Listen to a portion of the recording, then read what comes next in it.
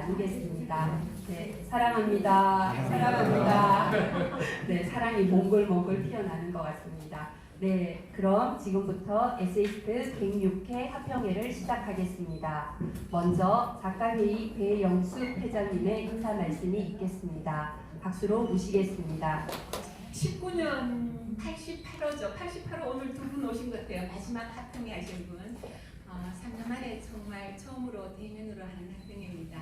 그리고 송년회를 병에서 하는 것이라서 먼저 오신 분들 소개 좀 하고 인사하고 시작하는 시간을 갖도록 하겠습니다. 먼저 필진 소개해 드리겠습니다. 우리 박춘 선생님, 예, 잡히라고 박춘 선생님 오신 박수로, 예.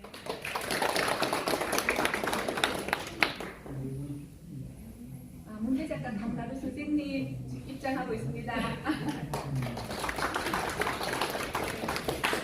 그리고 문제 작가를 또 팬노를 해주신 우리 대구에서 이상열 선생님 함께하고 계십니다. 우리 오늘 김대원 선생님 천안에서 이렇게 몰려오셨습니다. 항상 에세이스트 행사하는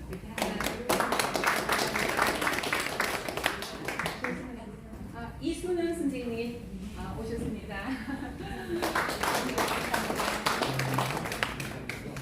우리 또 88호 작가 배금 선생님, 예, 마음이 찾아다니기를 바랍니다. 그리고 엄기벽 작가회의 전 회장님 오늘 망조사수로 오셨습니다.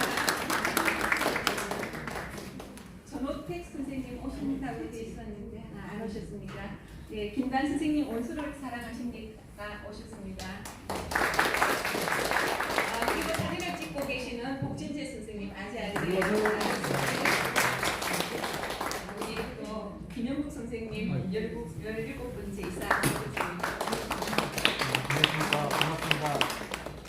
제가 김주선 선생님 너무 예뻐가지고 포옹을 많이 했습니다. 김주선 선생님 바다에 누워 잠 오셨습니다. 그리고 우리 신인들 이따 인사를 하겠지만 백무연 선생님 대구에서 오셨죠? 네, 신인입니다. 우리 윤창규 선생님 아드님과 같이 합천에서 경남 합천에서 오셨습니다. 네, 그리고 황대란 선생님 아드님하고 같이 오셨네요. 같이 아드님. 그리고 우리 김종환 발행이님, 우리 영원한 스승이신 김종환 발행이님 오셨습니다. 여러분 오늘 차 맛있죠? 네, 그 차를 양동에서 끓여오신 우리 조정은 편집장님.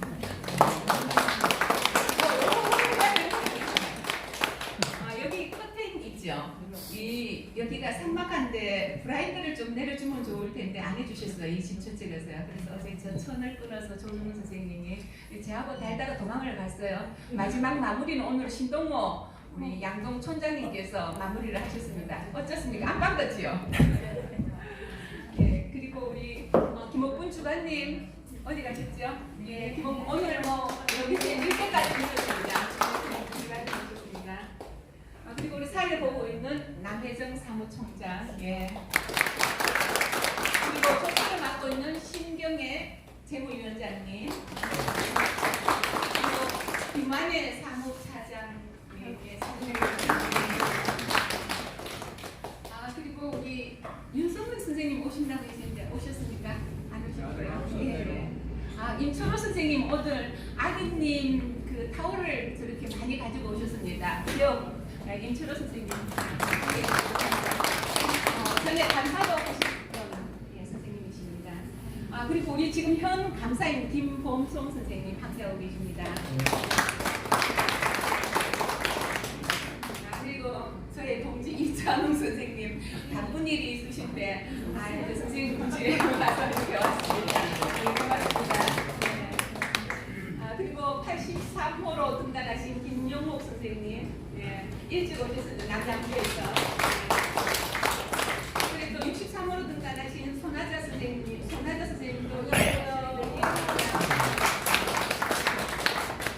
오늘 이분 책을 새로 출간하신 우리 김재원 선생님 65호로 등단하셨습니다.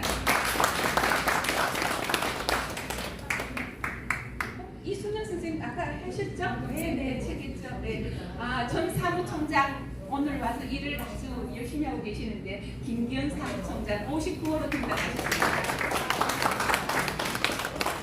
그리고 배금 선생님과 같이 88호로 등단하신 최윤실 선생님. 네, 반갑습니다. 제가 얼굴에 눈물을 하고 이렇게 많이 찾았어요. 네, 감사합니다. 그리고 105호로 등단하신 김지혜 선생님 오신다 했는데 안 오셨습니까? 오고 있어요? 예, 오늘 그리고 소개 안 되신 분 혹시? 강향숙 선생님. 예? 강향숙. 예. 오승희 선생님도 소개 안 됐어요. 죄송합니다. 오승희 선배님. 예, 오승희 선생님 오셨습니다. 그리고 강향숙 선생님 오셨습니다. 네, 감사합니다. 그리고 저는 작가의 대장 2020-23년 임기를 맡고 있는 배영숙입니다.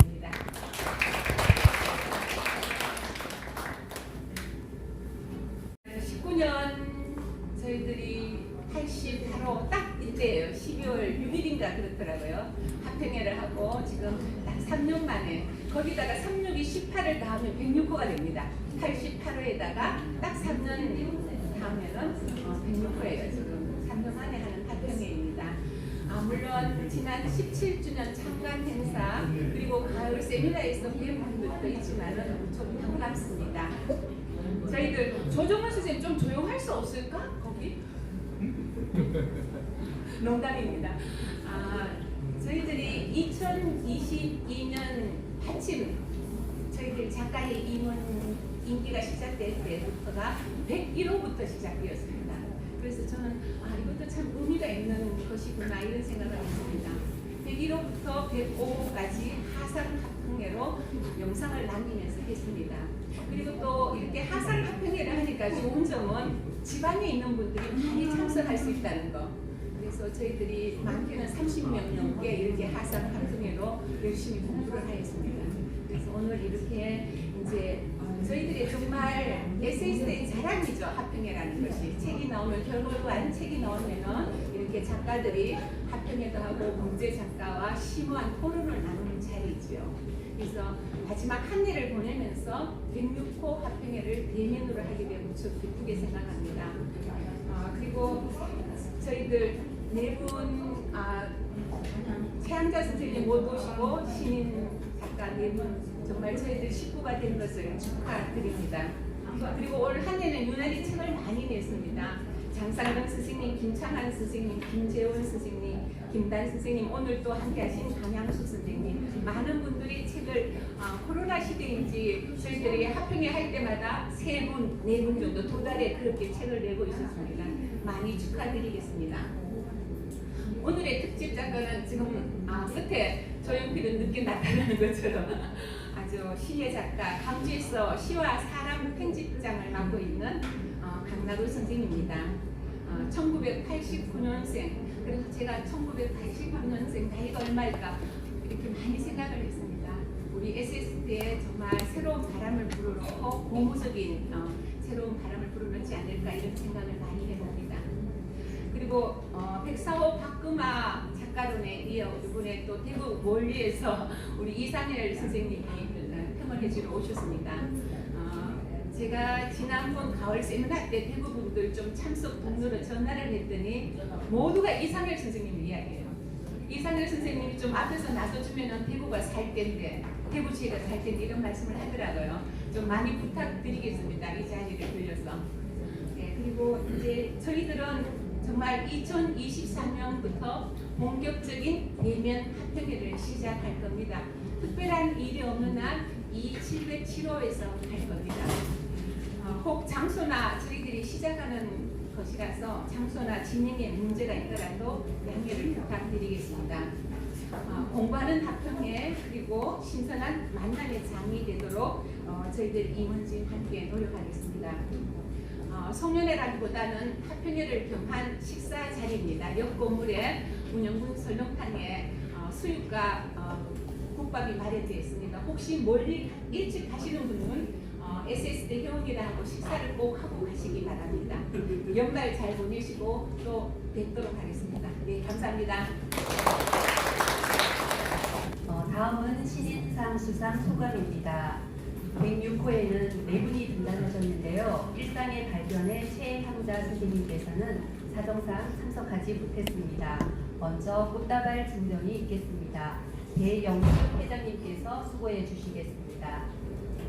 나를 지키다로 신인상을 수상한 정무연 선생님, 외로운 투병기로 등단하신 윤창규 선생님, 슈퍼가게 아가씨의 황혜란 선생님 앞으로 모시겠습니다. 축하의 박수 부탁드립니다. 제가 여기서 드릴게요.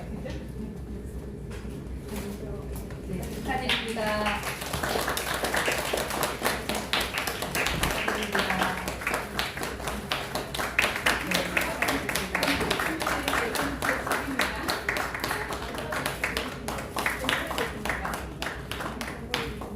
예, 파리미님 나오셔 같이 사진 한 장. 1분 1호 펴주세요.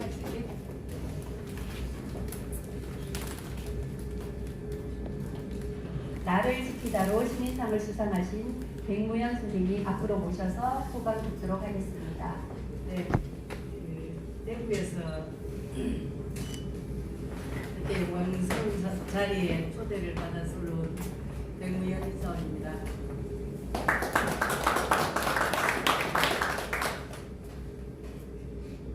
역시 신인이라는 것은 모든 것에 서툴다라는 얘기와 똑같다고 생각을 저는 하는데, 에세이스트 이번에 106호 책을 보면서 우리 필진이 너무 막강했습니다. 제가 제 글은 잘 못 쓰지만 또 수필 좋아하면서 많이 읽어보니까 어느 분이 다들 내공이 깊으셔서 글을 참 잘 쓰신다.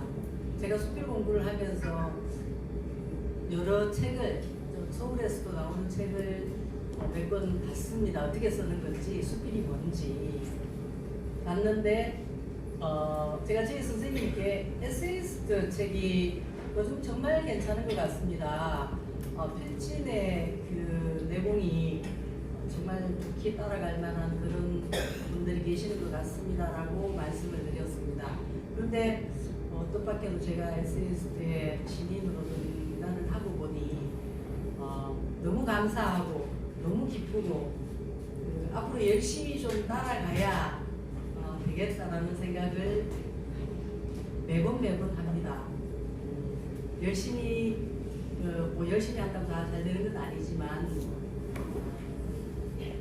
글을 쓰면서 수필을 쓰면서 왠지 저 자신을 자꾸 돌아보게 되는, 그러면서 저도 발끝에 무게가 좀 더 달리는 것 같은 느낌, 인생을 좀 더 관조하게 되는 그런 생각들, 복잡한 생각들이 참 많았습니다. 오늘 올라오는 기차 안에서도 5만 가지 생각이 들었는데, 어쨌든 이 모든 것을 영광스럽게 생각을 하고 선배님들 하시는 일에 열심히 말 잘 듣는 후배가 되도록 노력하겠습니다. 고맙습니다.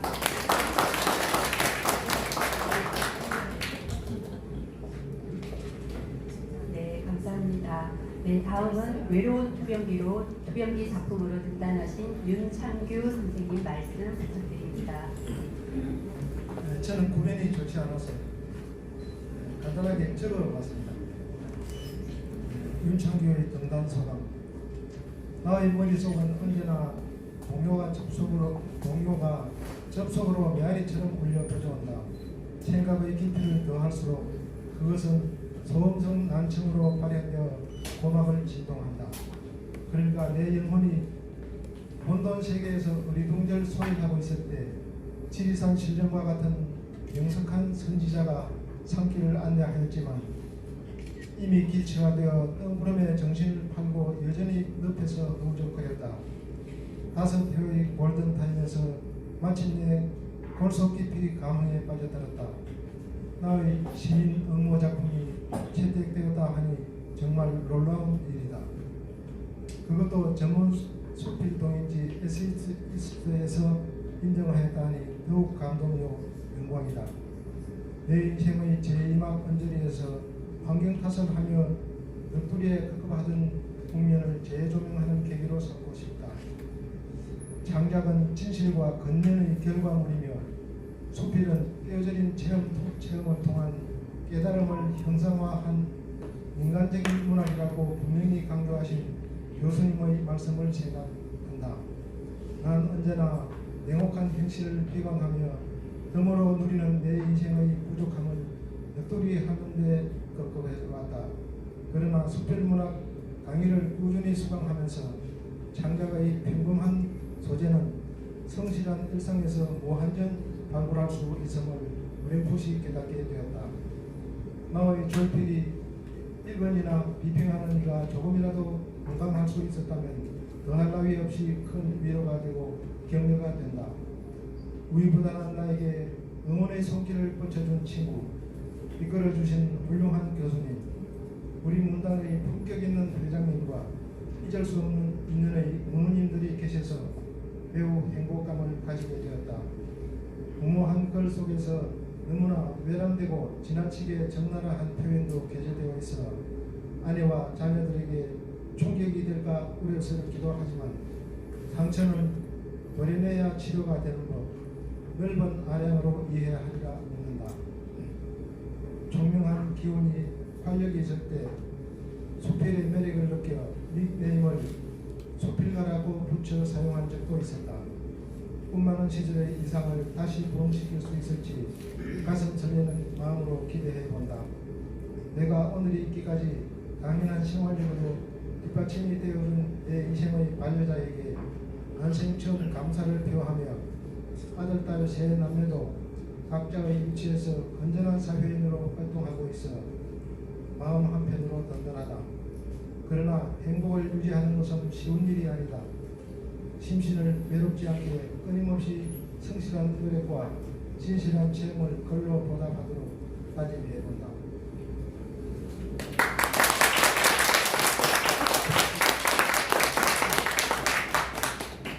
감사합니다. 다음은 슈퍼마제 아가씨의 황혜란 선생님 말씀 청해 듣겠습니다. 반갑습니다. 오늘 제가 이런 자리에 거의 처음 서본 것 같은데요. 그 회장님 말씀하시는 걸 들어보니까 이게 3년 만에 이제 대면 평회를 하셨다고 말씀하시니까 제가 이 자리에 서 있는 것이 더욱 감격스러운 것 같습니다. 저는 그냥 대한민국의 평범한 아줌마입니다. 지금 12살, 4살 아들을 키우고 있고요. 저는 글 공부를 한 번도 해본 적이 없습니다. 우연히 작년 가을에 블로그를 시작하면서 제가 글 스승님이라고 이제 모시게 된 김경민 작가님을 만나게 되었습니다. 거기서 작가님과 수개월간 공부를 하고 그리고 제 안의 얘기를 쏟아내기 시작했습니다. 그래서 이상열 선생님께서도 저에게 친히 메일까지 보내주시면서 제 글에 대해 독려를 해주셨는데요. 제 글은 매우 거칠고 서슴없습니다. 그렇지만 세상에 저를 내놓는 일을 부끄럽지 않다고 생각하기로 했습니다. 저를 여기 이끌어진 친구가 지난 후에 신인상으로 등단한 김지혜 작가입니다. 그 친구가 저에게 같이 응모를 하자고 해서 제가 이제 다음으로 이렇게 신인상을 받게 됐고요. 지금 제게 이런 기회가 온 것이 저는 너무 꿈만 같습니다. 저는 17년간 그냥 중소기업에서 근무를 했고 글과는 아주 동떨어진 삶을 살았습니다. 그런데 제가 어떻게 글을 쓰고 이런 자리에 지금 서게 됐는지 정말 너무 눈물이 날 정도로 감격스럽습니다. 이런 기회를 주신 에세이스트 모든 분들께 저는 너무 감사드리고 싶고요. 제가 앞으로 어떤 글을 써낼 수 있을지 지금 잘 모르겠습니다. 우선은 열심히 쓰고 여기 합평에 참여하면서 열심히 활동하고 아이들 열심히 키우면서 대한민국의 평범한 아줌마도 이런 일을 해낼 수 있다. 그런 모습을 보여드리고 싶습니다. 너무 감사합니다.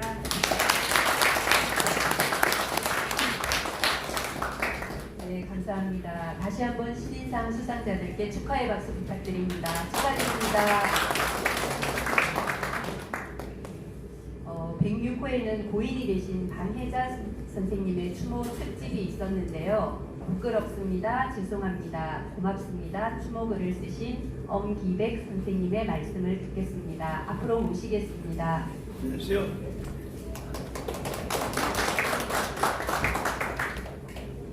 예, 임기백입니다. 느닷없이 우리 회장님께서 자 목을 조르네요. 주먹을 한번 쓰거라고 조정원 선생님이 말씀하셔서 제가 방혜자 선생님 만난 이야기를 그냥 편안하게 글로 옮겼습니다. 그리고 페이지 수는 얼마나 돼야 되느냐 어찌해야 되냐 그냥 써요. 그냥 써도 돼요. 매수가 좀 긴데 그냥 쓰라고. 근데 잘라서 그렇게 썼는데 쓰고 보니까 우리 이적용 선생님도 쓰셨고 조정훈 선생님 쓰셨습니다. 사실은 그 책에 있는 그대로입니다. 아무것도 없고 방혜자 스님 처음 만나서 저를 등단하기까지 그 이후에 결국은 우리 방을 떠나는 그 모습을 봤고 서울에 왔는데도 말 한마디 하지 않는 그분 그리고 진행을 하고 있더라고요. 결국은 남산이 아닌 또 다른 걸 하나 만들어서 저한테 줬어요. 경주가 1원도 보탠 적도 없고 경주가 도와준 것도 없어요. 그래서 되게 부끄러웠어요. 부끄럽고 감사하기도 했고. 근데 어느 날 그야말로 조정원 선생님한테 전화가 왔어요. 엄기백 선생이냐? 예, 그렇습니다. 선생은 아니고 엄기백입니다. 얘기하고 글을 한번 써보세요. 저 글을 쓸 줄 몰라요. 방혜자 선생님 얘기했는데 글을 잘 쓸 것 같은데 아니 선생님 잘못 보시더니 그건 거짓말쟁입니다. 한번 써보라니까요. 어쩔 수 없다니까요. 그럼 써야지. 뭐 이래가지고 그냥 예전에 적어내 놓은 걸 보냈더만 잘 쓰셨네요. 이렇게 좀 고쳐보실래요? 그러면서 몇 번 고쳐가지고 방혜자 선생님 덕분에 등단했습니다. 2013년에. 그래서 저는 갑자기 외형이 이런 사람이 글쓰기 안 생긴 사람이 글도 쓰고 지금은 어디 가면 작가라 그럽니다.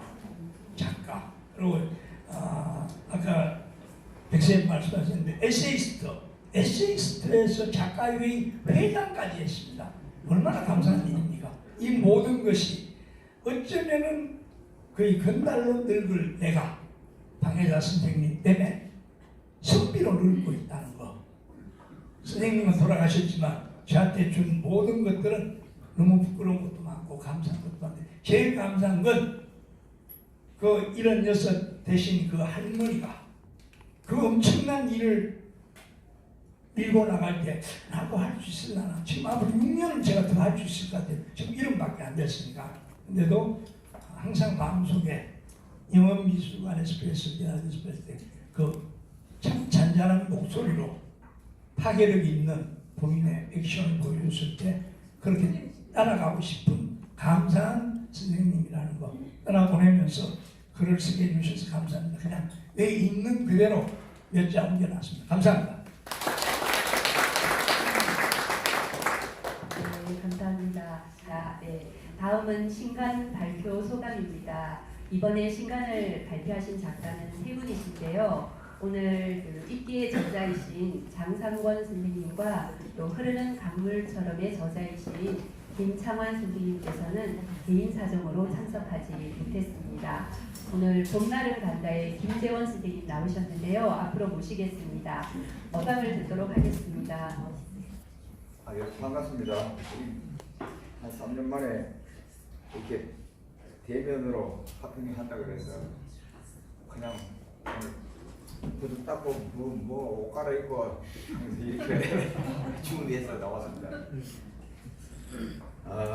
책을 저는 낼 생각을 안 했는데 퇴직할 때 내가 헛소리를 해가지고 내 친구한테 야 나가면 뭐하냐 그러면서 책이나 한번 내지 그 얘기를 하고 나왔는데 이 친구 한 달에 한 번씩 만날 때마다 책 언제 나오냐고 책 언제 나오냐고 한 2, 3년 쫄리니까네 야 이거 말 함부로 해서는 안 들리다 싶어서 할 수 없이 그렇게 책을 냈어요. 처음에 등단하고 책을 내고 나니까 그 아버지의 눈물이라는 책을 내고 나니까 놀아줄 때가 있어야죠. 교회 저는 뭐 무조건 하면 한 1000권을 하는 것 같다 싶어서 1000권을 신청을 했어요. 오늘 신청해가지고 우리 교회 나는 교회 뭐 장로니까 우리 교인들이 한 1000여 명은 돼요. 한 200~300권은 안 나가겠나 그렇게 생각하고 직장하고 뭐 이렇게 해가지고 청구를 했는데 나한테 700권인가 800권을 주는데 그 팔아먹는 데 혼났네요. 그런데 그러고 나서 책을 돌리고 나니까 이 사람 속살을 들여다보는 게 왜 그렇게 재밌는지 나는 잘 모르겠는데 내 속을 확 까집어 놓으니까 그거 읽고 좋다는 사람이 재밌다는 사람들이 꽤 많아요.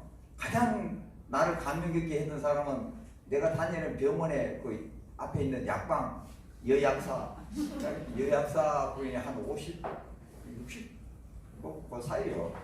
근데 그 양반이 나를 붙들더니만 자기 남편이 뭐 공과대학을 나왔는데 지금 죄를 하고 몇십 년이 됐는데 책이라는 책을 집에서 책장을 남기는 걸 못 봤다 이거요. 그런데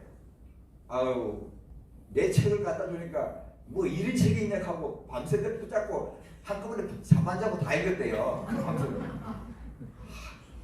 그 얘기를 들으니까 야, 이 내 책도 이렇게 잠 안 자고 다 읽는 사람이 있는 것 같다 싶어서 그래서 두 번째 책을 낼까 말까.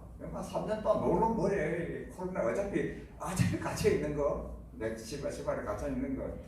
그래서 책도 글도 쓰고 등산도 다니고 뭐 등산 다니까 중국권 타고 뭐 그러다가 3년을 보냈는데 선생님의 사정상 좀 늦어져가지고 이제 책이 나왔습니다. 책이 나왔는데 뭐 책을 왜 내느냐 근데 그건 내에 대한 일반적인 책을 왜 내느냐 다 아는 거 아닙니까? 뭐 우리 그건 다 생각하고 제가 이번에 책을 내고 나서 메인텐 책 읽기 와가지고 놀아주는 사람들이 미리 받은 사람들이 많습니다. 근데 그 중에 독후감을 보내온 내용만 내가 두 가지만 읽고 끝낼게요. 한 1분 정도 걸릴게요.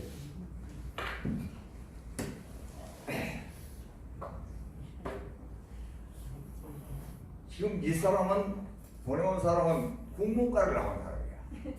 국문과 사람도 뭐 문학을 하진 않고 나 같은 직장에 어떻게 지금 국문과 한 사람이 그 들어왔는지 하여튼 옛날에 그 과부분이 없으니까네 그 해당되는 선택하면 국문만 하면 들어왔는 거예요.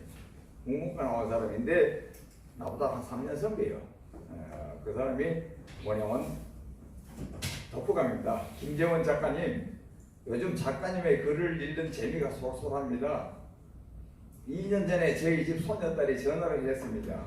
할아버지 광화문에 나가지 마세요. 코로나가 심하대요.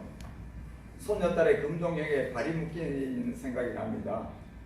작가님의 등산 금지령에 꼼짝하지 못하고 집안에 갇혀있는 김 작가의 심정을 이해할 것 같습니다. 봄날은 간다 제목부터 범상치 않았습니다. 단아한 표지가 아름답습니다. 좋은 평론가 김종환 씨를 잘 만나셨습니다. 힘도 있고 담백한 평론은 작품을 이루는 데 큰 도움이 되었습니다. 수십 년이 지난 일들을 어떻게 세세하게 기억할 수 있는지 놀랄 일입니다.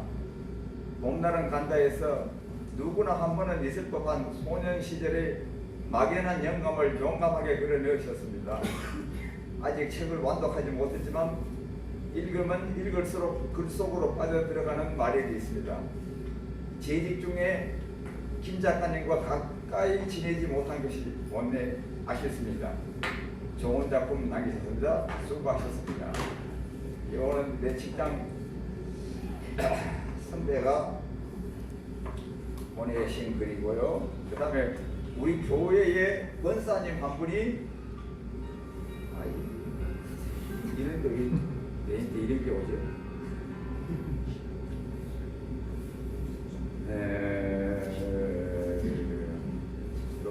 교회 한 60 넘은 권사님이 보내요.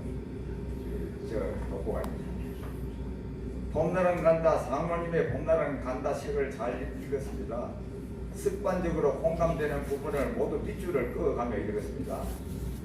40년 전에 충남 당진에 살다가 서울로 올라와 전혀 문화가 다른 삶을 산 나는 장로님의 수필 아버지의 눈물 봄날은 간다 그 편을 읽으며 까맣게 잊고 있던 어린 시절을 그대로 재현해낸 듯한 재미있고 세심한 표현에 많은 공감대를 형성하여 부모님과 형제들이 그리워져 눈물이 났습니다. 매 순간마다 근면과 성실히 몸에 밴 아버지를 존경하며 자란 아들은 아버지를 닮아 똑같은 삶을 살아낸 장로님께 박수를 보냅니다. 바쁘게 앞만 보고 살다가 새싹 메멘토 모리 까르페 디엠을 외치며 인생을 생각해 봅니다. 황진이의 책을 읽었기에 동짓달 기나긴 밤을 보며 미소 지을 수 있었고요. 장로님의 귀여운 인디스크리티드 사모님의 거침없는 하이킥을 늘 응원하겠습니다.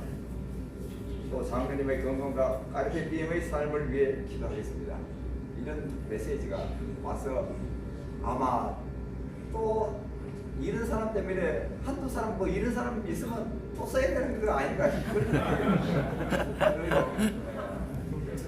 아직 한두 번 정도 더 낼 만한 나이인데 한번 그렇게 해보도록 노력하겠습니다. 마지막으로 한마디 하고 싶은 것은 저는 항상 에세이스트가 나의 놀이마당이라고 생각합니다. 내 나이 80이 다 돼가는 사람이 어디 가서 뭘 하면 놀겠습니까? 이런 자리를 만들어준 에세이스트에서 아주 고맙다는 인사를 드리고 이 놀이터는 우리가 깨끗해야 먼저 깨끗해야 어린이들이 어린이 놀이터를 왜 가느냐? 우선 주변이 깨끗해야 되고 포근해야 되고 넓어야 되고 그런 일들을 우리 소속된 우리 이사들 우리가 이런 일을 담당해야 될 거 아닌가 그런 생각을 하고 있습니다. 뭐 나는 평생 그저 매길로만 직장도 한 길로 아니고 여자도 한 여자하고 살아가고 다른 여자하고는 안 살아. 그 전에 한 여자 만나기 전에 눈도 이리저리 많이 돌려봤지만 한 여자 만나고 나니까 그냥 좋든 싫든 그렇게 사는 것이고 많은 수필 관계 여러 단체가 있지 않습니까?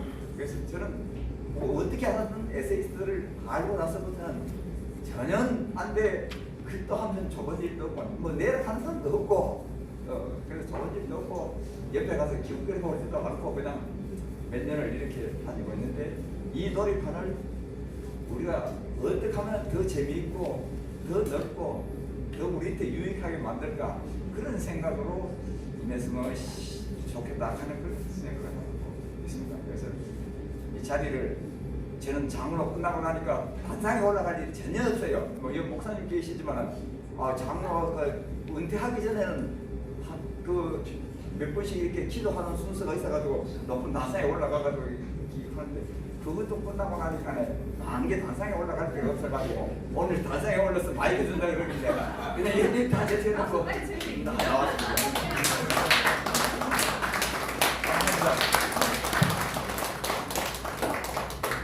네, 감사합니다. 그리고 또 지난 105일 함께 하셨던 김단 선생님께서 오셨는데요. 앞으로 모시겠습니다. 안녕하세요. 저 김단입니다.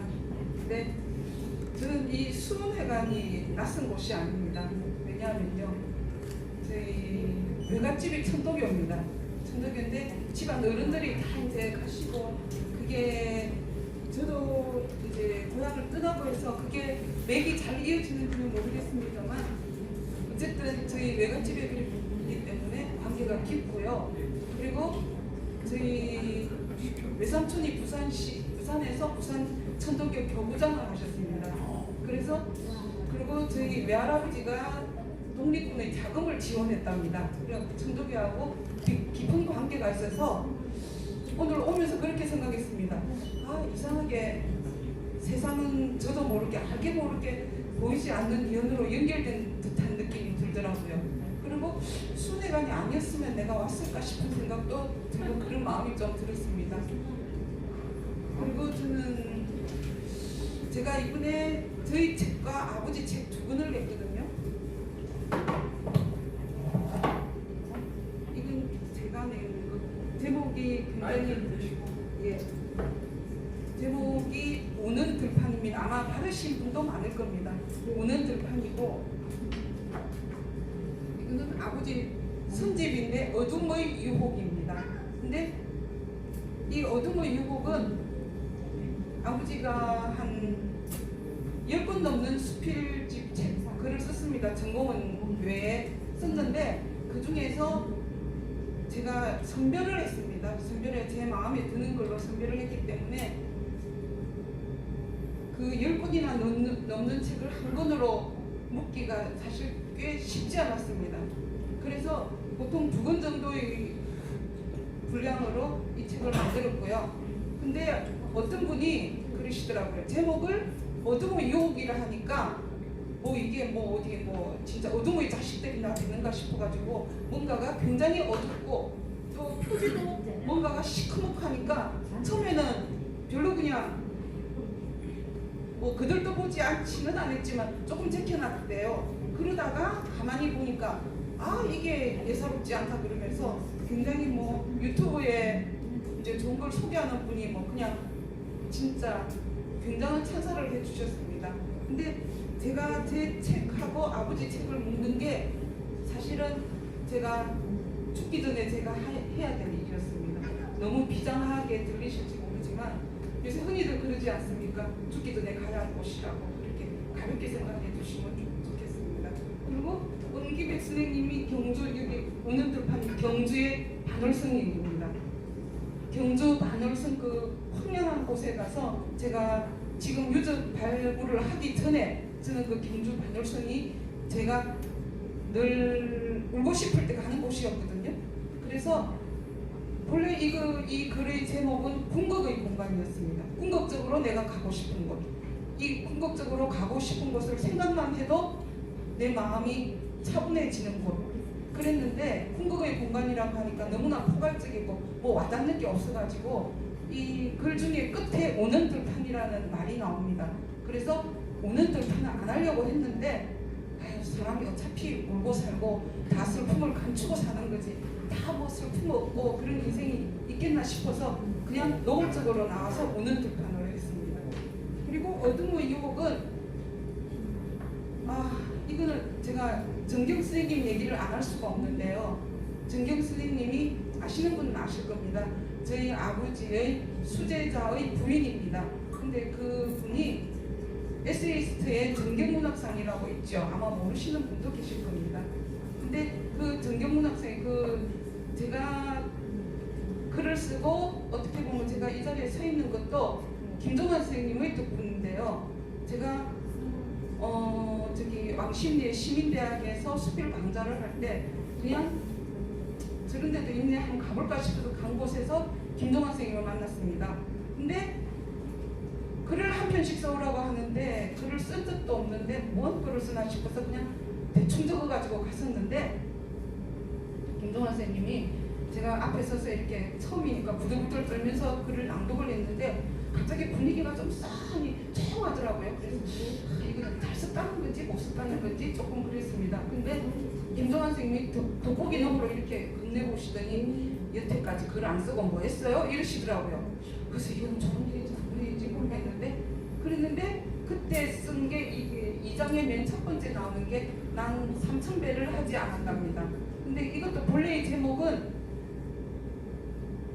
제가 풀자는 아닌데 친구 따라 절에 간 적이 있어가지고 3000배를 어쩔 수 없이 하게 됐었는데 그때 3000배를 하고 난 후에 달라 보이는 세상을 제가 영어로 What a Wonderful World라고 했는데 김종환 선생님하고 다른 분들이 무슨 제목에 영어를 적냐고 그래가지고 여러 가지를 생각을 하다가 그러면은 그 그대로 솔직하게 난 3,000배를 했지만 3,000배 하기 위해서 가지도 않았고 그만큼 나는 불자도 아닌데 3,000배를 해서 나는 3,000배를 하지 않았다. 왜 하지 않았다라고 했냐면은 3,000배를 했지만 나는 그때 아주 금방진 말인지는 모르지만 부처님하고 단판을 내려왔습니다. 그때는 제가 굉장히 조금 힘들었던 시기라서 내가 어쨌든 죽기 살기로 3,000배를 할 테니까 당신이 내 원을 들어주려면 들어주고 말려면 말고 그럼 나는 그거를 내가 제대로 받아들이겠다, 복종하겠다 이렇게 비장한 마음으로 절을 해가지고 절을 다 하고 나니까 걷지도 못했습니다. 완전히 그렇게 해서 하는 게, 그래서 제가 이 자리에 서 있는 게 김종환 선생님 덕분이고, 그래가지고 에세이스트 사무실에 가서 보니까 정경 선생님, 정경이라는 분이 에세이스트에서 부활을 했고, 저희 아버지 책은 보니까 서가 귀퉁이에 진짜 하나도 맥없이 꽂혀 있는데 정경이라는 분은 확 부활을 했더라고요. 그래서 집으로 오면서 내가 이 길을 오게 된 것도 이거는 모연이라고 할 수 없을 것 같다, 그런 생각을 했습니다. 그래서 그런 얘기가 본원들판에 있고요. 아버지들은, 그리고 이 어둠의 유혹은 동아대학교, 부산의 동아대학교 뒷산에 구덕산이라는 공원이 있습니다. 그 공원에 공원 초입에 아버지 문학비가 있습니다. 근데 그 문학비에 적혀 있는 게 어둠의 유혹의 일부가 적혀 있습니다. 근데 그것도 정경 선생님이 저희 아버지가 돌아가시고 난 후에, 이제 그때는 정경 선생님도 글을 안 쓰셨을 때입니다. 돌아가시고 난 후에 이제 이 어둠의 유혹 문학비를 세우는데 참으로 많은 역할을 하셨습니다. 그분이 굉장히 활동적이고 적극적인 분이거든요. 그래가지고 앞에서 진두지휘 해가지고 이 어둠, 저희 아버지 호가 현석입니다. 금을현 해가지고 금은돌인데 그걸 살리기 위해서 금은돌을 구한다고 전국을 헤매가지고 구했답니다. 그래갖고 어둠의 유혹이라는 게 동아대 병원 뒷산에 그 비석이 있습니다. 그래서 이거는 아버지 뜻을 채워야 되겠다 싶어서 책 제목은 어둠의 유혹을 했지만은 하나도 어둡지 않습니다.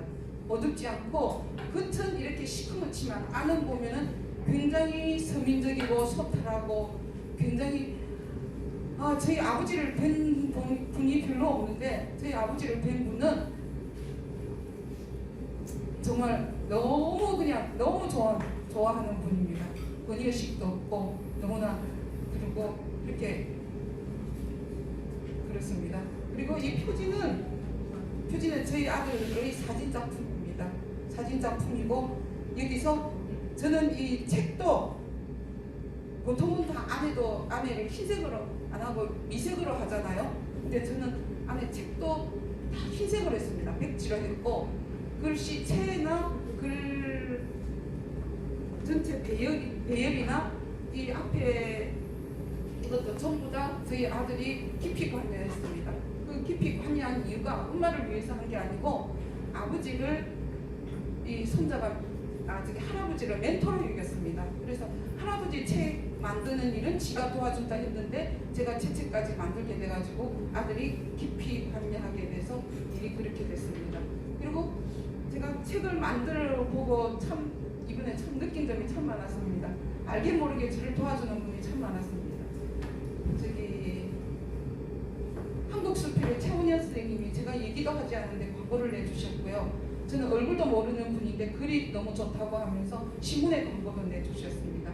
그리고 저도 전혀 모르시는 수필 원로계의 이런데 보통 모임 같은데 오시지 않는 분이 너무 딸이 아버지를 기리면서 이렇게 책을 낸 거는 자기는 생전 본 적이 없다고 하면서 옛날에 글을 쓸 때 어둠의 유혹 이 아버지 책을 보고 필사를 했다고 합니다. 필사를 하면서 수필 공부를 했는데 그 옛날 책은 팔자도 너무 작고 그래서 볼 수가 없고 낡고, 그리고 책이 없습니다. 시중에 없어서 볼 수가 없었는데 그 책이 나오게 돼서 책을 보냈더니 그분이 하시는 얘기가 떨려서 이거를 펼쳐볼 수가 없다 하면서 그렇게 얘기를 하시더라고요. 그렇게 저한테 참 많은 힘을 주시는 분이 참 많았습니다. 그래서 가만히 생각하면 이 모든 연은 그냥 하루아침에 생긴 게 아니고 알게 모르게 세상은 다 모든 연으로 이어진 것 같습니다. 그리고 이제는 제가 죽기 전에 해야 할 일을 했거든요. 했기 때문에 이제는 두발 뻗고 편하게 쉬려고 감사합니다. 다음은 깜짝 찬조 출연인데요. 김봉성 선생님께서 함께 모시고 오셨는데 수필과 비평의 피어라 전부의 책을 출간하신 김향숙 선생님 앞으로 모셔서 소감 간단히 듣도록 하겠습니다. 네, 저는 김향숙이 아니고 강향숙. 죄송합니다. 죄송합니다. 네, 저를 생소하게 처음 보는 분들도 많으실 텐데요. 사실 저는 오늘 제가 이 자리에 있을 사람은 아니고요. 저 우연히 오늘 그 김봉선 선생님을 뵙기로 했었는데 이런 자리가 있다고 책 몇 권만 가져와 봐라. 그래서 가져왔던 게 또 그 바로 전에 어떤 선생님께서 제 책을 먼저 보시고 그 카페에 올려놓으셨다 그러더라고요, 독후감을. 그래서 그러면은 제가 여기 이 자리에 와도 괜찮나 했었는데 사실은 저도 그 김정환 선생님과 인연이 있어요. 몇 해 전에 선생님과 함께 공부를 했었거든요. 오늘 또 선생님도 오신다 그래서 선생님을 뵙고 싶은 마음에 왔다가 지금 이 자리까지 서게 됐습니다. 네, 저는 제가 등단하고 9년 만에 첫 수필집을 엮었어요. 제목이 피어라 동백이고요. 근데 아까 김재원 선생님은 책 처음에 나눠주느라고 애쓰셨다고 했는데 자랑질 좀 하자면 저는 책이 없어요. 지금 다 나가버려서. 그래서 오늘 많이 가져오지 못했고요. 어쨌거나 이 자리 서게 해주셔서 너무 감사합니다. 그리고 저는 이제 여기 신간 그 발표 시간이니까 저는 9년 동안 글을 제 나름 열심히 쓴다고 썼는데 주위에서 그냥 저는 글 쓰는 사람으로 그렇게 불렸거든요. 근데 책을 내고 나니까 이 책과 작가님이라는 호칭과 맞바꿨어요. 처음으로 작가님이라는 호칭을 불러주더라고요. 그래서 혹시 내신 분이 더 많으시겠지만 지금 글을 쓰고 아직 책을 엮지 않으신 분들이 계시다면 권해드리고 싶어요. 써지는 대로 써지는 대로가 아니라 열심히 쓰셔서 책을 이렇게 한 권으로 묶는 게 그 어떤 매듭을 엮듯이 그 하나를 딱 인생에서 어떤 매듭을 하나 엮는 거랑 비슷하다는 생각이 들었거든요. 그래서 또 이렇게 하나 엮어보니까 여러 가지 고민도 생기지만 앞으로도 열심히 써서 정말 한 권만 내면 되겠다 싶었는데 앞으로도 계속 열심히 쓰고 싶은 또 그런 마음이 생기더라고요. 그래서 어쨌거나 제 책 홍보도 이렇게 하고요. 이거를 인사 마치겠습니다. 네, 감사합니다. 다음은 문제작가 특집 대담이 있겠습니다. 106호 문제작가 박나루 선생님과 무엇을 누구를 위하여 쓰는가 작가론을 쓰신 이상렬 선생님과의 대담이 있겠습니다. 두 분 앞으로 모시겠습니다. 첫 번째 질문 던지겠습니다. 강나루 선생 글로 처음 봤는데 자기만의 글, 우리 에세이의 가장 큰 특징이 있다면 저는 다양성이라고 생각하거든요. 자기만의 색깔, 자기만의 글을 가지고 있느냐. 그런데 우리 강 작가는 자기만의 글을 쓰는 것이 분명합니다. 질문 중에 하나입니다. 이 시간에는요, 우리 강나루 작가가 자기만의 방식으로 자기를 한번 소개해 보도록 하겠습니다. 안녕하세요. 시야사랑에서 편집장으로 일하고 있는 강나루라고 합니다. 시야사랑이라는 시 전문 잡지인데 지금 거의 한 30년 된다는 전남 광주에서 만들어진 잡지인데 부모님께서 만드셔서 하고 계시고 지금 제가 일하고 있는 책상이 제가 어릴 때 그 밑에 동생하고 같이 들어가서 놀던 그 책상이라서 가끔 일하다 보면은 뒤에서 이런 일이 또 있었지 저런 일이 있었지 옛날 생각도 나기도 하고 그런 곳입니다. 지금 여러분 앞에 앉으니까 갑자기 긴장해서 지금 생각해놓는 다 날아갔네. 제가 그 고등학생 때 기흉을 여러 번, 고등학생 때 한 4번, 그리고 대학 들어가서 또 기흉을 또 한 2번 그렇게 여러 번 그 대학병원을 좀 자주 왔다 갔다 했어요. 그래서 요즘도 이제 좀 빨리 좀 뛰거나 좀 산에 오른다든지 뭐 그러면 금방 숨이 차서 그런 데서 좀 불편함이 있긴 한데 그렇게 대학병원을 좀 자주 들락날락 하다 보니까 응급실을 좀 볼 일이 많았어요. 응급실 들어갈 때 그렇게 뭐 실려오는 사람들보다 걸어 들어오는 사람들이 훨씬 많았어요. 그런데 걸어 들어와서 그 환자 보고 갈아입고 팔에 링거 하나 꽂고 누우면 바로 환자가 되더라고요.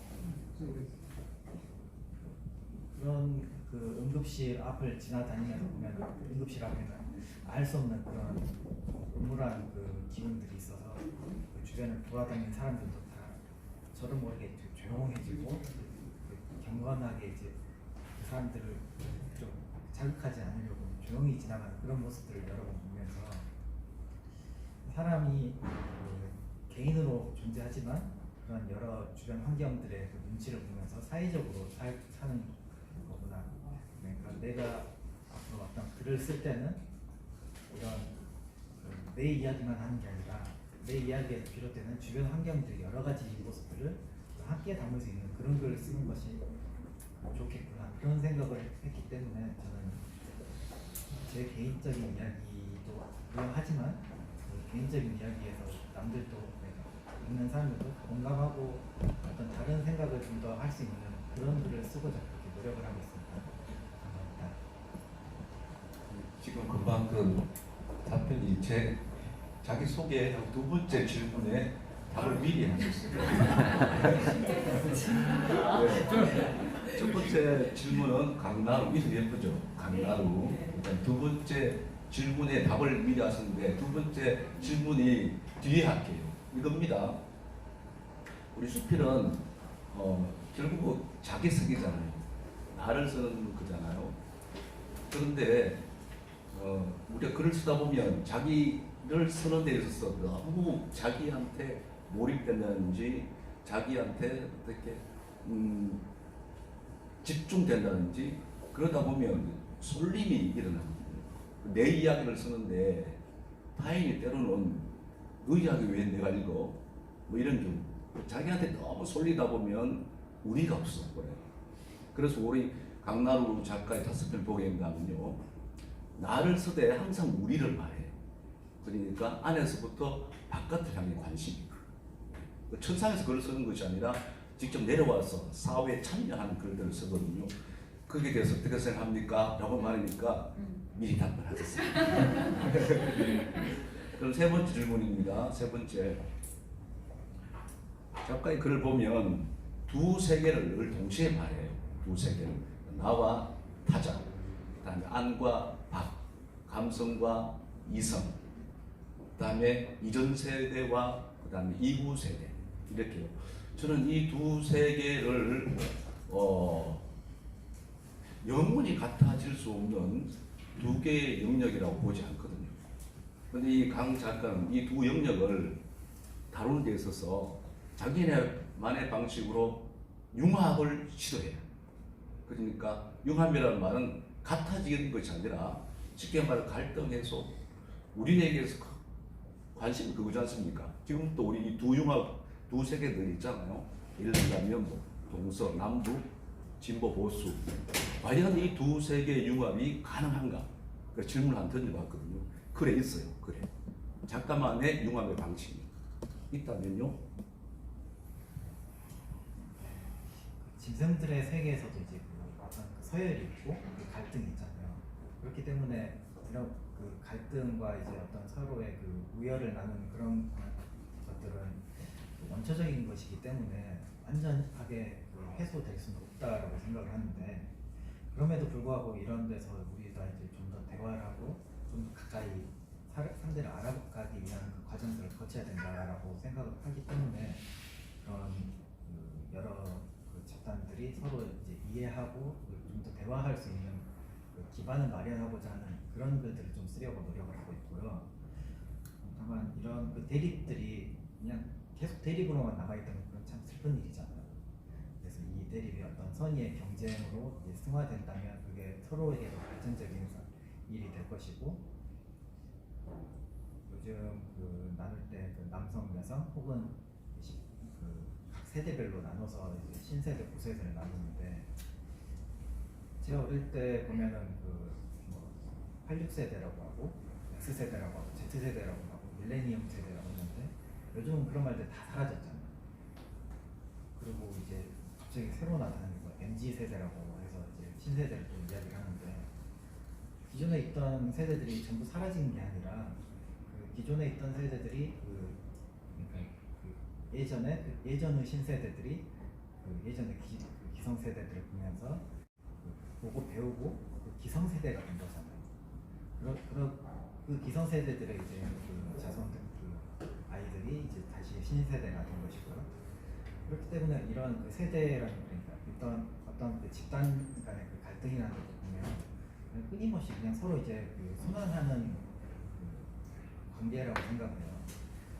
어떤 그 가령 학생 때를 생각해봐. 1학년하고 2학년하고 갈등 구조가 있는 게 아니잖아요.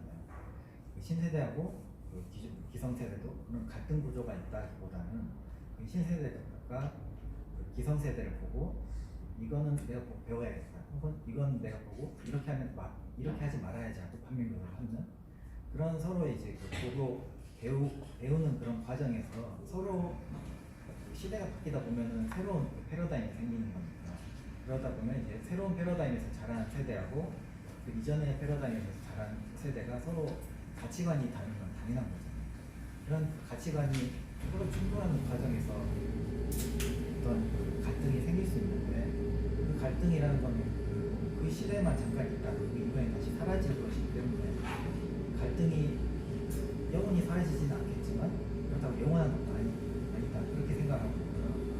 그래서 이런 서로의 갈등을 종합할 수 있는 대화를 좀 많이 하고 서로 어떤 관용적인 여유를 가질 수 있는 그런 토대를 좀 마련하는 글을 쓰고자 그렇게 생각하고 있습니다. 그래서 갈등 해소의 방식은 강 작가가 서로 다름을 인정하자. 같아질 수 없다. 영문이 우리 같아질 수 없으니까 그대로 놔두고 그대로 바라보자. 그래서 인정하자 이 말이에요. 그 다름을 인정하자. 그것이 갈등 해소의 방법으로 마무리를 지었거든요. 저는 이것이 우리의 새 스테이 정치인이라고 생각합니다. 다름을 그대로 인정하고 어떻게 같아질 수 있겠습니까? 이것이 또 작가의 정치인이라고 여겨집니다. 마지막 질문입니다. 우리 강 작가님이 시인이거든요. 시인은 시어를 쓰지 않습니까? 문학 언어를 쓰지 않습니까? 그런데 이번 수필 작품을 보게 된다면, 그리고 작가는 어떻게 읽었죠? 전혀 문학 언어가 아니죠. 문학 언어는 그러면 이제 전환 언어, 상징, 비유, 상상 이런 것들로 자신의 글에 어조가 나타나는데, 우리 이번 강 작가님의 수필을 보게 된다면 전혀 이제 비전환인 거죠. 그러니까 일상. 그 수필이 어려운 이유가 그런 것 같아요. 문학 언어를 사용하지 아니하고 문학적이어야 한다. 이게 참 어려운 숙제지 않습니까? 그래서 우리 수필가들이 가장 가혹한 길을 걸린다고 생각합니다. 문학 언어를 가지고 문학을 표현해야 되는데 문학 언어를 사용 안 해요. 일상 언어를 가지고 철학을 담아내고 일상 언어를 가지고 예쁘고도 묘사도 하고, 그러니까 참 어려운 길인 것 같은데 우리 강 작가님 같은 경우에는 철저하게 일상 언어를 사용합니다. 일상. 그러니까 지시 언어. 그러면서도 수필이 돼요. 앞으로 어떻게 글을 펼쳐나가지는지까는 잘 모르겠는데 문학 언어를 포기하고 이 수필 글을 계속 쓸 것인지, 이 부분에서는 참 독특한 건 맞거든요. 우리도 욕심에 글을 쓰면서 예쁘게 그다음 미학적으로 이렇게 꾸미고 싶지 않습니까?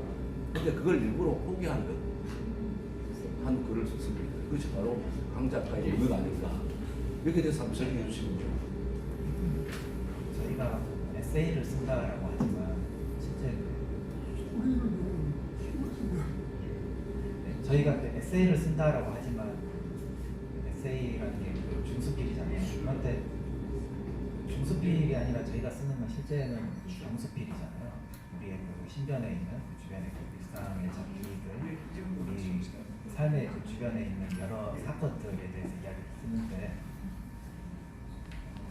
이런 그 우리 일상을 쓰는 데 있어서 그 어떤 그 시적 언어, 그 상징어라든지 그 은유, 비유 그런 비유법들을 이제 사용하는 것보다도 우리가 그 일상에서 사용하는 언어들을 이제 그대로 사용한다면 그 글을 읽는 사람들이 그 글을 읽고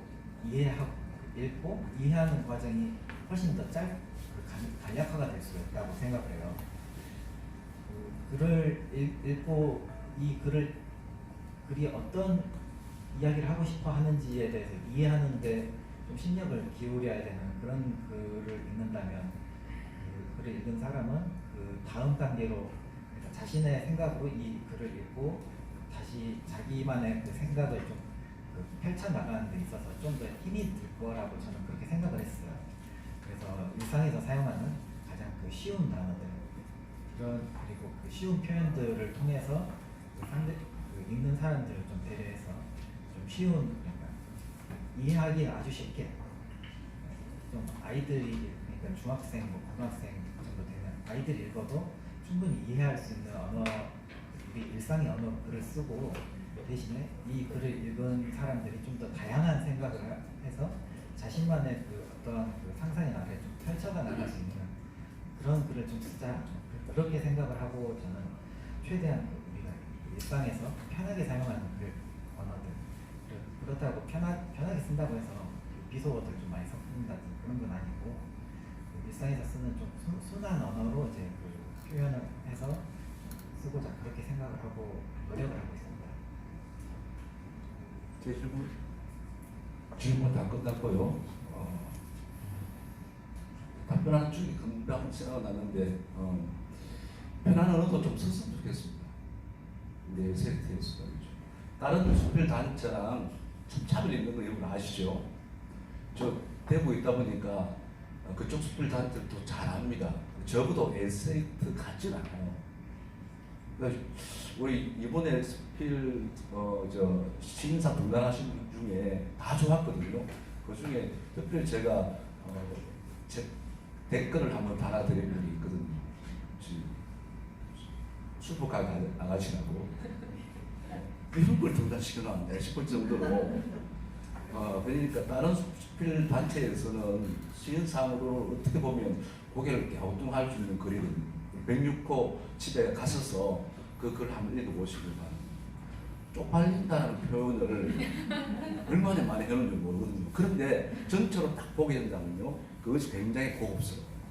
우리 흔히들 보면 그 가벼운 말, 이런 걸 수필 언어로 써도 돼? 라고 말하지만요, 이것을 문학적으로 이렇게 미화될 수 있구나라고 하는. 에세이트 작가들은 한 사람 한 사람들이 다 살아있는 글들을 쓴다고 생각합니다. 화력, 이런 그런 글들. 그 중에 하나가 또 우리 강나루 작가라고 생각합니다. 강나루 시계 글을 쓰거든요. 그래서 강나루는 에세이 때 반드시 존재해야 된다고 보고 오래오래 존재해 주십시오. 네, 저는 끝입니다.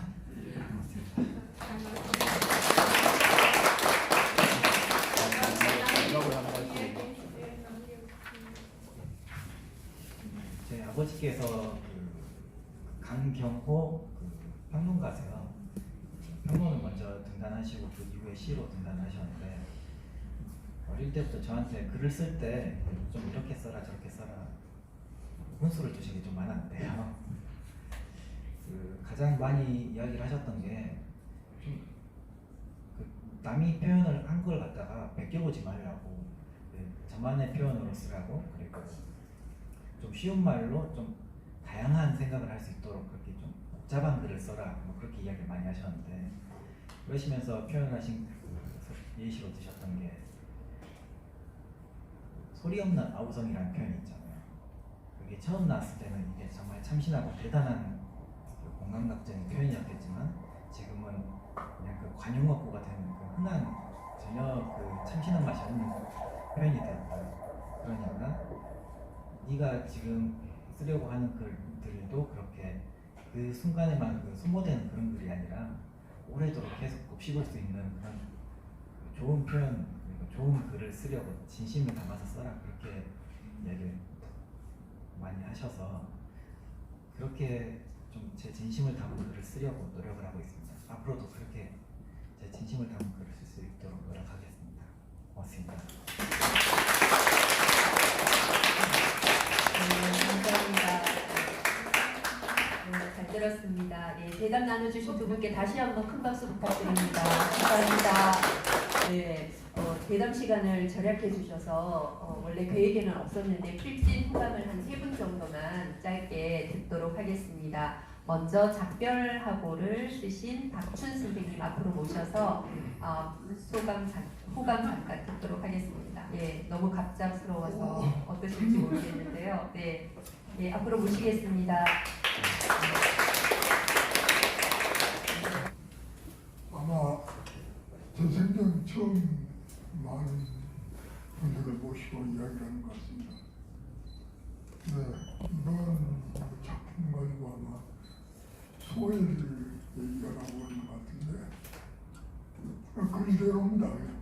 다른 건 전혀 없어요. 사실 굉장히 좀 슬펐어요. 저는 올라올 때. 뭔가 분위기가 예전에 제가 처음 참석했던 지리산이나 문경세들이 갔을 때와는 좀 틀려서 좀 슬펐어요. 제가.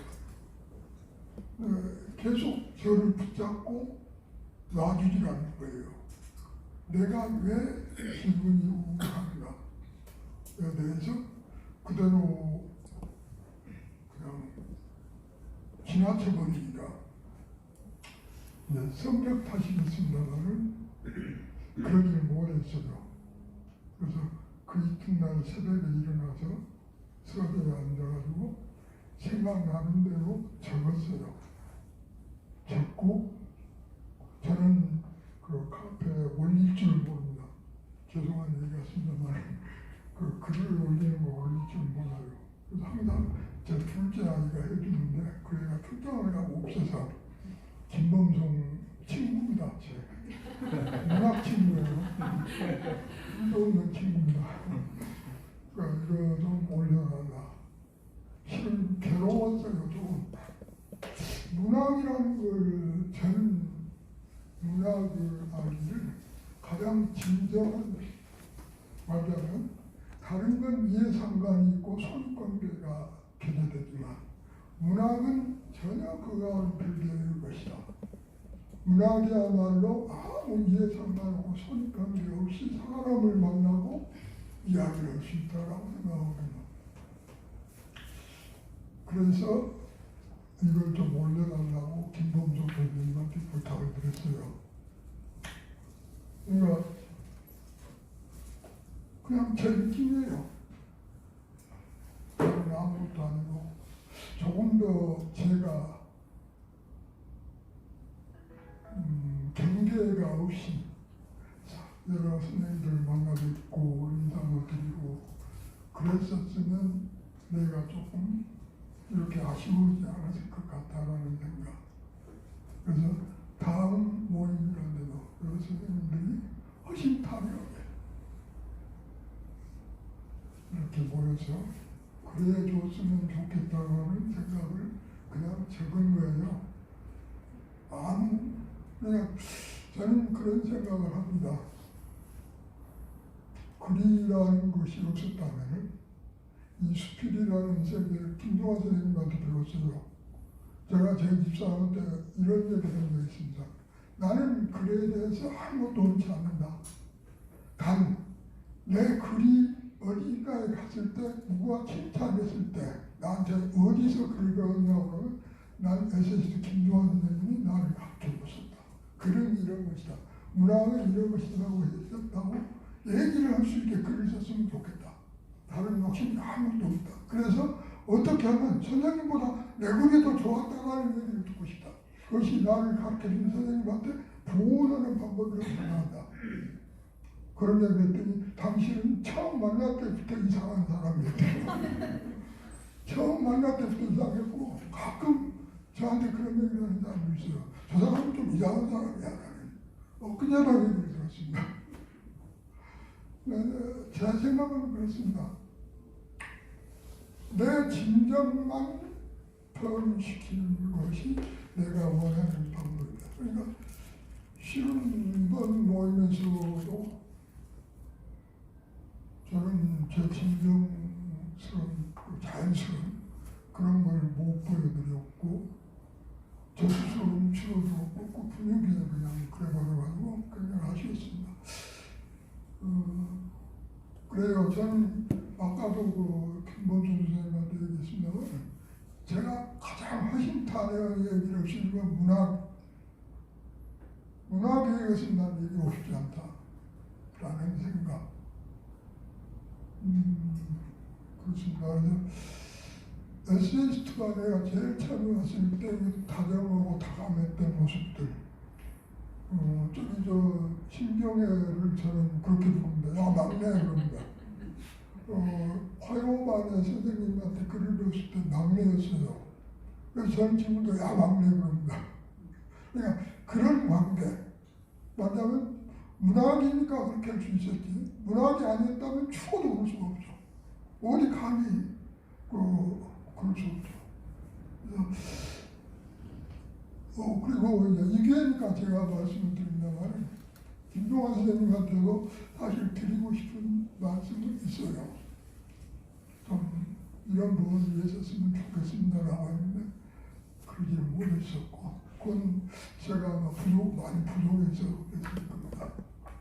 아무튼 느닷없이 불려나와가지고 얘기를 하게 됐습니다. 아무튼 좀 더 허심탄회하고 문학에 대해서 와가지고 싸움도 없고 조금 전에 강 선생님 신인 작가 하시는데 말씀 잘 들었어요. 저는 그런 속으로는 반대의 논리를 생각하고 있어요. 왜 글을 쉽게 써야 되느냐. 쉽게 쓰는 건 틀렸다라고 머릿속에는 생각하는 겁니다. 쉽다라는 점은 누구나 읽어서 이해하고 이건 쉽다라고 생각하지만 그 표현 자체를 쉽게 해가지고 해서는 안 된다는 거예요. 어느 정도는 고집을 부려야 된다. 쉽다라는 점은 쉽게 생각해서 안 된다라는 생각을 하고 있었어요. 어떻게 생각하면 그렇습니다. 그런 생각을 함으로 인해서 자기 스타일의 글을 만들어갈 수 있지 않느냐라는 생각. 그런 거죠. 두서없이 얘기했습니다만은 에세이스트를 저는 무척 좋아해요. 좋아하고 어디 자존감을 선생님도 저한테 이상한 사람이라고 얘기했어요. 김용환 선생님도. 뭐라고 그랬냐면 처음에 내가 에세이스트 사무실 갔을 때 형편없었대요. 사람이. 그 얘기를 저한테 했어요. 전 그때 듣고 정말이라고 인정한 겁니다. 왜냐? 뭔가 오므라져 있고 뭔가 경계를 가지고 있는 삶을 살고 있었는데 문학을 함으로써 그 경계를 허물었고 내가 의심을 했고 물어야 되겠다고 생각했다는 거죠. 그 전에는 별로 그런 생각 안 했어요. 물어야 된다라는 생각, 무엇이든 간에 물어야 된다라는 생각이 내 문학의 화두가 돼야 되지 않느냐라는 생각을 했었습니다. 그러니까 선생님이 잘 보신 거예요. 이상한 사람이었어요. 근데 그 이상하다라는 건 그만큼 갇혀 있었다라는 생각을 가지고 있습니다. 아무튼 수없이 말씀을 드렸는데 아무튼 굉장히 선생님들 뵙고 반갑고 기뻐요. 저는. 그래서 그냥 이걸로 끝내겠습니다. 감사합니다. 네, 감사합니다. 느닷없이 모셨는데 말씀을 너무 잘해주시는 것 같아요. 같아요. 예, 또 갑자기 또 두 분 더 모셔야 될 것 같은데요. 가을산에 올라보시라를 쓰신 김대원 선생님의 후감 듣도록 하겠습니다. 앞으로 모시겠습니다. 제가 그 산을 좋아하는 사람이 돼서 어렸을 때부터 시골에서 초등학교 때까지 시골에 살아서 늘 뭐 산은 접하고 살았고, 또 서울 중학교를 오면서부터 인왕산 밑에서 결혼할 때까지 그 지역에서만 살아서 인왕산은 아주 제 놀이터였고, 그래서 산을 굉장히 좋아합니다. 그래서 산악회도 만들고 그래서 전국 산을, 또 제가 불자가 돼서 전국 전통 사찰 754군데를 이제 순례도 하고 뭐 이랬는데, 그래서 산에 올라가면은 올라갈 때마다 그 느낌이 새롭습니다. 그래서 산에 올라가서 앉아서 그 밑을 내려다보면은 그 글에도 나왔지만 오고 가는 차들도 봐주었고 장난감 차들 왔다 갔다 하는 거 없고, 그런 모습을 보면 제가 스스로 왜소해지고 겸손해지고 막 이런 것을 산에 갈 때마다 자꾸 느끼게 그래서 제가 좀 나태해졌다 하면은 또 각성하는 계기도 되고, 그래서 그런 의미로 쓴 글이고요. 그냥 가볍게 아주 가벼운 터치를 쓴 겁니다. 그 작품 얘기는 거기 읽어보셨을까 알겠지만, 제가 오늘 와서 또 새로운 것을 느꼈는데, 에세이스트는 이제 김정환 선생님께서 창설하실 때부터 좀 우리 에세이스트도 앞으로도 글도 내고 참여하시오 그래서 그리고 그때부터 창립할 때부터도 제가 이제 지켜봤고, 또 같이 합평회 때마다 오고 그랬어요. 그때 제가 얼마 지나서 에세이스트에 대한 소감을 얘기하라 그래서 한마디로 역동적이다 그랬습니다. 뭔가 그냥 출렁이는 그 바다의 파도처럼 그저 연못에 잔잔하고 늘 그 잔잔한 그 모습이 아니라 거센 파도가 출렁이는 그런 역동성이다 이런 걸 느꼈어요. 그때 있던 분들도 계시겠지만 굉장히 에세이스트를 이끌고 가는 많은 분들이 계셨는데, 조정원 선생님 같은 분은 정말 산증인이라고 할 수 있죠. 예. 오늘 와서 또 대담하시는 걸 보니까 또 아주 신선미를 느꼈어요. 수필지가 우리나라에 굉장히 수십 개의 수필지가 있지만, 저도 에세이 문학과 수필과 비평으로 등단을 해서 두 군데 다를 모지로 이렇게 해서 활동을 하고 있습니다만, 아까 발표한 우리 강양숙 문우도 저 수필과 비평의 같은 우리 문화입니다. 근데 에세이 문학이나 수필과 비평도 이렇게 매 호마다 합평을 하거나 그러는 거는 없어요. 그래서 제가 에세이 문학 상임 이사할 때부터 또 한국수필문학진흥회 부회장 할 때부터 늘 얘기했어요.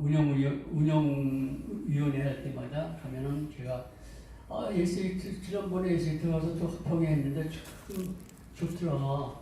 또 글 쓰는 사람들도 오늘처럼 저가 게재됐다 해서 불러냈는데, 이렇게 제 글을 쓴 거에 대해서 얘기하라 하면 제 글을 다시 뒤돌아보게 되고, 너무 성의 없이 너무 좀 더 깊이 있게 쓸 걸 하는 자책감이 또 들잖아요. 그럼 다음에 또 더 잘 쓰게 됩니다. 그게 공부예요.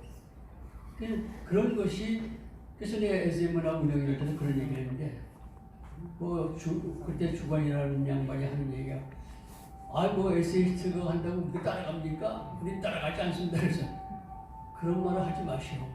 따라가는 게 아니야. 좋은 곳은 벤치마킹에서, 일본이 왜 강대국이 됐습니까? 우리 초등학교 때 우리 선생님이 뭐라 그러면, 일본 사람들은 남 있고 모방하는 걸 잘하는 나라다 그랬어요.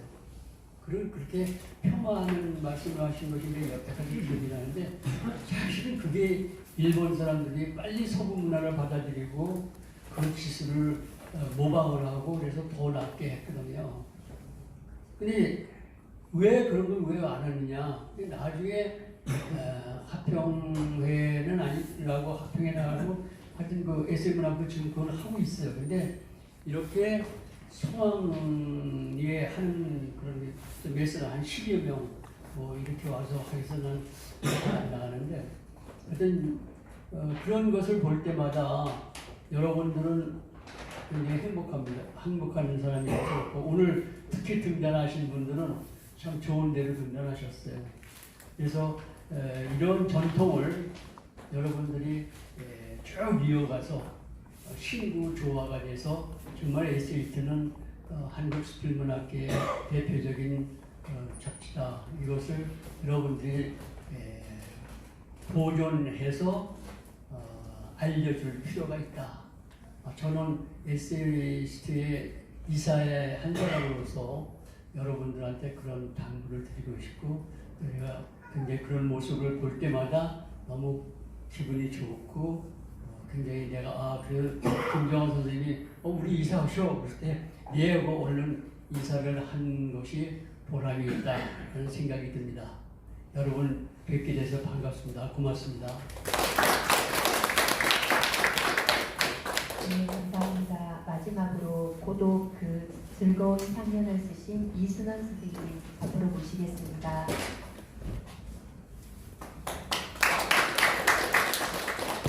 저는 고독 그 즐거운 향연을 쓴 이순원인데요.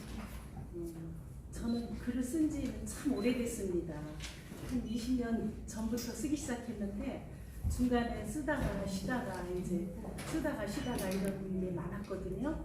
그러다가 이제 에세이스트를 만나가지고 여기 와서 정착을 하게 됐는데 아직까지도 여기 올 때 되면은 좋은 얼굴들 보고 싶은 얼굴들이 있을까 막 그러면서 오고 그러거든요. 그런데 보면은 여기 이제 등단하신 분들이 그런 얘기를 하시고 그러는데 뭐 전혀 글 쓰는 거랑은 무관하다가 글을 쓰게 됐다 이런 얘기를 가끔 들어요. 근데 제가 볼 때는 그분들도 사실은 그 어렸을 때부터 문학적인 싹이 있었기 때문에 지금까지 그게 있는 거지 전혀 그거랑 무관한 사람들은 글을 쓸 수가 없어요. 그러니까 다 DNA가 다 있는 거예요. 제가 볼 때는 그렇더라고요. 그리고 이제 아까 김재환 선생님이 말씀하신 대로 저는 여기가 좋은 에세이스트가 진짜 좋은 놀이판, 좋은 우리 문학하는 사람들의 좋은 곳이 돼서 에세이스트가 아주 무궁한 발전을 하기를 바라고요. 앞으로도 제가 에세이스트 이사로서 자부심을 갖게끔 그렇게 됐으면 좋겠습니다. 네, 감사합니다. 네, 감사합니다. 그럼 이제 진짜 마지막입니다. 마지막으로 배고 신인상 수상자이신 김지혜 선생님 소감 잠깐 듣도록 하겠습니다. 앞으로 모시겠습니다. 한국 황혜라 작가님 오늘 신인상 받는다고 해서 축하해주고 싶은 마음에 아이를 맡기고 이렇게 왔는데 이런 기회를 주셔서 너무 감사합니다. 지금 밖에 눈이 펑펑 오는데 네.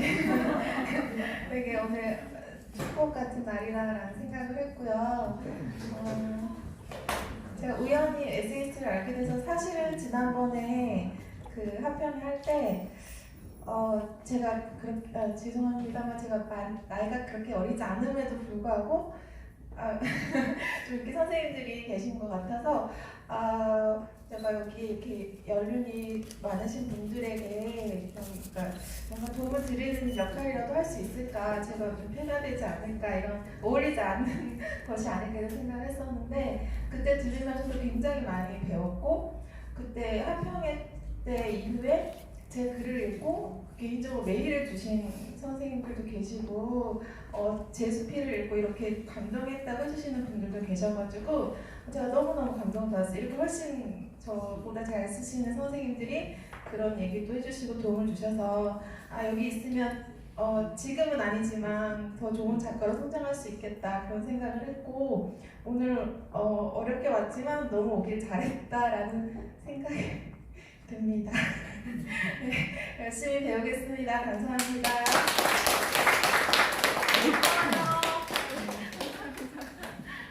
네, 감사합니다. 마지막으로 발행인 김종환 선생님의 총평을 듣겠습니다. 사회 오신 분이 아까 진짜로 마지막이라고 하더만 또 있었네요. 이제 지루하시죠? 처음에 많이 반가웠고 이제 시간이 많이 되니까 좀 지루하시고 이제 끝나면 이제 아주 즐거운 식사 시간이니까 우리가 학평회를 다시 이렇게 연다는 게 참 힘들더라고요. 그리고 또 안 열어보니까 세상 편해. 안 열고 그냥 화상으로 이렇게 하니까 많이 덜겨질 수도 있고 많이 편한 것을 다시 우리가 이 장소를 마련하고 그리고 오늘 이제 일찍 오신 분들은 봤겠지만 이 커튼 치고 이 바닥도 쓸고 뭐다고 했던 것을 아마 이제 이 707호는 우리 것일 거야. 우리가 거기까지 가기에 우리 회장님이야 주관님 모든 임원들이 대단한 수고를 하셨습니다. 그래서 이제 덕분에 저희가 이곳을 역사적인 이해가 돼서 이렇게 모이고 하게 됐다는 것을 대단히 기쁜 일이라고 생각하시고요. 저희가 양동에서 김장잔치를 한다 해가지고 57명이 모였어요. 엄청 많은 숫자도 57명이고 그리고 거기에서 또 김장했던 걸 또 오시지 않았지만은 저희들이 보내드려야 될 곳에 보내고 그러니까 한 100군데 정도를 보내고 그런 잔치를 했는데 속으로 아이고 책이나 제대로 내지 날짜나 지키지 하셨을 우리 이사님들의 실패한 목소리가 들리는 것 같아가지고 근데 우리가 105호는 2달 늦었고요 106호는 이제 한 달 조금 늦었으니까 이제 107호부터는 정상적으로 나올 겁니다. 이제 우리 김옥분 선생님이 아주 제가 대단히 존경해요. 저분은 대단히 성실하시더라고요. 내가 제일 존경하는 것이 그 성실하신 분들인데 저분은 아주 성실히 몸에 배이셨어. 그러시면서도 또 지켜야 될 A라든가 그런 것들을 전부 깍듯이 지키시면서도 저로 그래서 에세이스트가 기획하고 뭐다는 것은 아주 기발나겠어요. 우리가 이 에세이스트를 처음 만들면서부터 한국 수필계에 뭔가 새로운 것이 있었으면 전부 에세이스트를 시작했던 거고 그런데 저희가 이제 제일 약했던 게 바로 이 성실 부분에서 약했는데 제가 김옥분 선생님을 그런 면에서 정말 삼고초를 했어요. 그리고 우리가 삼국지를 지금도 우리가 계속 읽고 있는 가장 큰 이유 중에 하나는 삼국지 속에 보면 모든 인물, 모든 캐릭터가 다 나오기 때문에 그러는 것이고 자, 그 삼국지에서 제일 중요한 것은 실제 일은 3명만 있으면 하고 거기에 참목격이라든가 그 한 사람만 있으면 이 세상을 들어풀 수 있는 모든 일을 한다는 거죠. 그런데 드디어 새로운 에세이스트 시대는 제가 봤을 때 그 터전은 이제 닦여진 것 같아요. 가장 주역으로 하실 분들이 이제 자리를 잡았고 자 그러면서 자연스럽게 우리가 또 세대 교체도 되는 것이고 그러니까 분명한 것은 뭐래 모든 것은 변한다는 것이고 그 변화의 흐름을 가장 자연스럽게 탔을 때 신구의 조화가 이루어진 거죠. 이게. 그런 면에서 SSD에서 신구의 조화는 아주 정말 잘 된 것 같아요. 그리고 우리 전부 우리가 개소식 때 SSD 식구들보다도 수필계 어른들이 더 남았어. 자, 그러니까 그 어른들께서 SSD를 걱정하고 계시고 그분들의 사랑이 아주 깊어요. 그래서 우리 그분들이 왜 기대하냐, 왜 SSD를 사랑하냐라는 것을 묻고는 새로움은 SSD에서 나온다. 그리고 오늘 등단하신 분들, 그리고 등단하신 지 얼마 안 되신 분들, 분명한 것은 SSD는 사람 만들어내는 데는 이것만한 것이 없어요. 이것만한 것이 없으니까 여기서 글을 쓰시면서 뭔가 새로움을 보이며 가능성을 보이면 적극적으로 개발합니다. 그럼과 동시에 이쪽이 어쩌면 그 작가들이라는 게 전부 다 지 잘나면서 하거든. 글 쓸 때 보면 있죠. 나도 써보면 이런 글을 내가 쓰다니.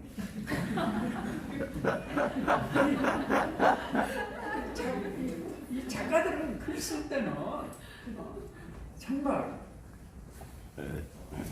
하나님 정말 이걸 내가 썼습니까? 자 그러고 나서 또 작가는 바로 하는 거예요.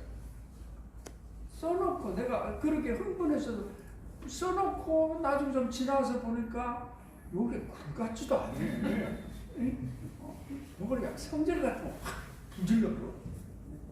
뭐 이제 이런단 말이에요. 근데 불 지르면 안 돼. 근데 역사상 이럴 때 이렇게 불 지른 작가들이 몇 명 있었어요. 불 질러버린 작가들이. 그러니까 항상 그 불 지르라고 할 때는 말릴 사람 옆에 있을 때 그런 짓 해야 돼. 그래서 분명히 가능성이 보이는 작가들은 바로 중심에 서 그리고 SSD의 중심에 쓰면 한국 수필 문학의 중심에 쓰고요. 그리고 여러분 말하면 길다고 또 난리들이어서 그래서 저는 요즘에 좀 머리가 좀 비어 있다고 해야 하나. 빈 건 아닌데 전 참 새로워요 요즘에.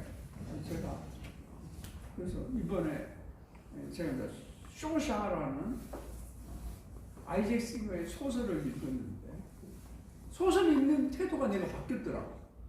글을 쓰는 태도가 내가 바뀌었어요. 그러면서 뭔가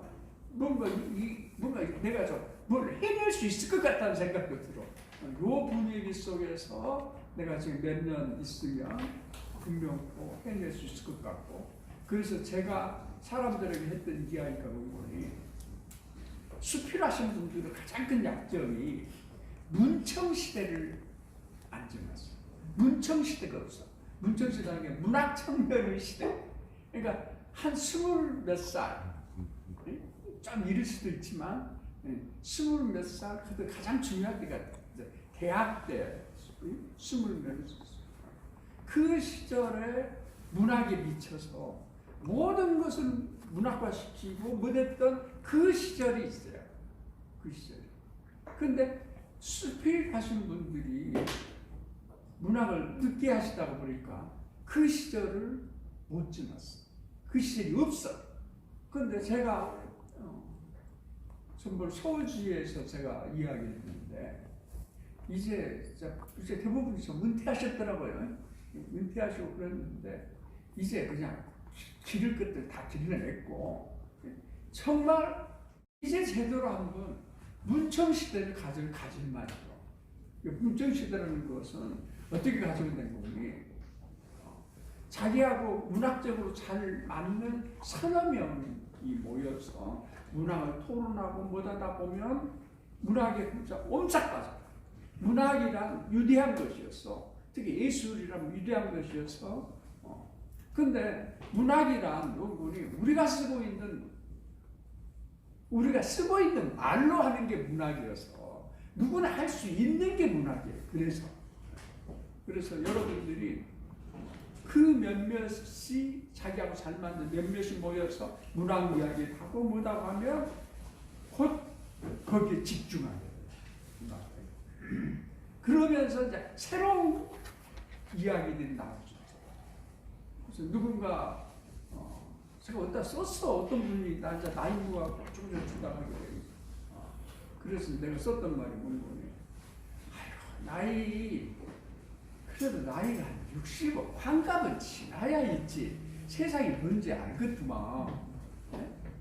아이고 내가 그 이전에 글안 써서 얼마나 다행인지 몰라. 이 말도 안 된 짓거리만 써놓고 엄청 잘났다고 했을 텐데 나이 먹어서 그게 얼마나 창피하겠어요. 근데 지금 이제는 세상이 좀 보여. 세상이 좀 보이니까 이제는 할 말 하죠. 이제 글 쓸 말 하지 이제. 근데 수필은 가능해요. 시가 아주 예리한 그 영감이 있지 않고는 시는 안 쓰지는 것이고, 그리고 소설이란 체력이 바탕이 안 되는 거 못하는 것이고, 근데 수필은 인생 이야기란 나이를 그래도 한 60 넘고 70 넘었을 때 비로소 할 만한 것이 수필이에요. 그러니까 거기 피천득 선생이 수필은 36이 어쩌고 했던 그 36이 어쩌면 수필이 시작할 수 있는 나이예요. 그 젊은 나이들은 가벼워서 못 읽어요. 진짜로 못 읽어요.